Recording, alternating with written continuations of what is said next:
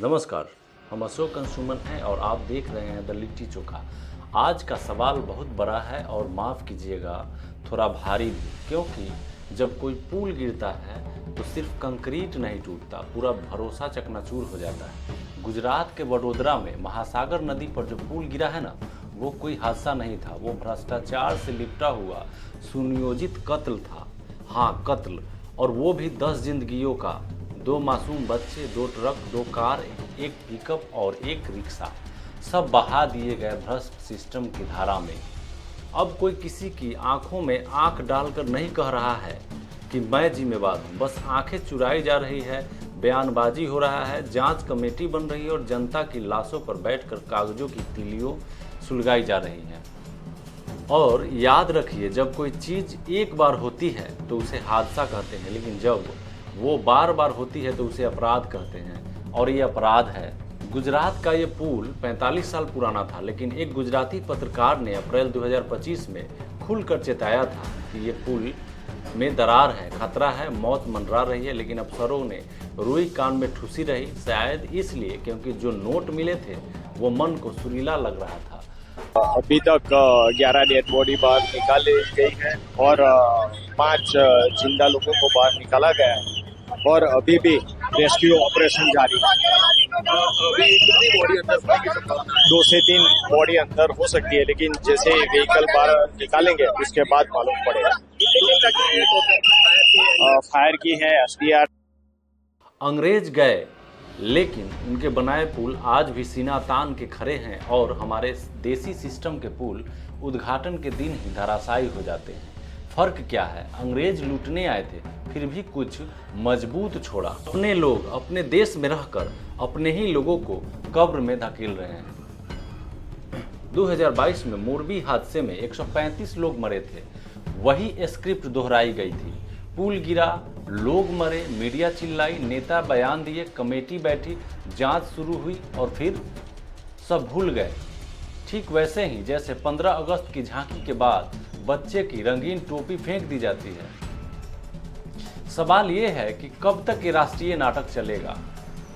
हमारे यहाँ सड़कें सीमेंट से नहीं साहब, कमीशन से बनती हैं। हमारे यहाँ पुल सीमेंट और सरिया से नहीं, घोटाले से बनते हैं। जहाँ सबसे ज़्यादा मजबूती होनी चाहिए वहीं सबसे ज़्यादा कटौती होती है।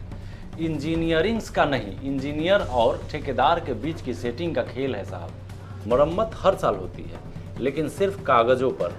करोड़ों खर्च होते हैं, लेकिन सिर्फ ठेकेदार की जेब में जाते हैं। और जब पुल गिरता है तो सीमेंट नहीं टूटता, किसी का सपना टूटता है, किसी का बेटा मरता है, किसी की माँ गुम हो जाती है। अब आंकड़े सुनिए और सन रह जाइए। सन 1977 से 2017 तक पूरे 2000 पुल भारत में गिर चुके हैं, यानी हर साल औसतन 50, और पिछले 10 साल में 500 से ज़्यादा, मतलब हर महीने 4 पुल गिरते हैं भारत में।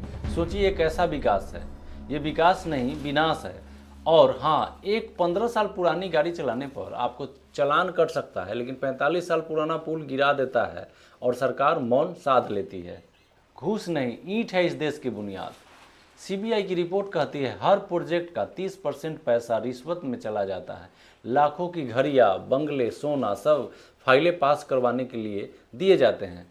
अभी आपसे सवाल पूछ रहा हूँ, जिस देश में पुल बनने से पहले तय हो जाए कि कितने पैसे किसके हिस्से में जाएगा, क्या वो पुल कभी टिकेगा?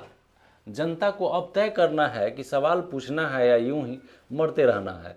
हर बार की तरह सरकार कहेगी हम देख रहे हैं, हम कार्रवाई कर रहे हैं, जांच चल रही है। लेकिन अब ये बताइए कि मरने वाला कौन था? कोई VIP नहीं मरा, कोई मंत्री नहीं, ना कोई उसका परिवार। इसलिए फ़र्क किसी को नहीं पड़ता। हमारा समाज भी दोषी है। बेईमानों को सम्मान देना बंद कीजिए। हम खुद भी दोषी हैं। अगर रिश्वत से पैसा कमाकर आलीशान घर बना ले तो हम उसे बड़ा आदमी कहते हैं यार, और जो ईमानदार होता है उसे पागल करार दे देते हैं। जब तक ये मानसिकता बदलेगी नहीं, तब तक हर साल पुल गिरेगा, सड़क उखड़ेगी और हम आप मरते रहेंगे। वडोदरा का पुल सिर्फ पुल नहीं टूटा, वो सिस्टम की पोल खुल गया। भ्रष्टाचार अब सिर्फ खतरा नहीं रहा, अब वो मौत बन गया है। इसलिए अगर अगला मरने वाला आप नहीं बनना चाहते तो उठिए, सवाल कीजिए, चुप्पी तोड़िए, बेईमानों का सम्मान बंद कीजिए, और वो लोग सिस्टम से लड़ रहे हैं उनको हीरो बनाइए। याद रखिए, जब जनता चुप होती है, भ्रष्टाचार का रावण हर दिन जिंदा हो जाता है। हम फिर कह रहे हैं, वडोदरा की मौतें एक हादसा नहीं थी, वो एक अपराध था। और अगर आप भी चुप हैं तो उस अपराध में आप भी हिस्सेदार हैं।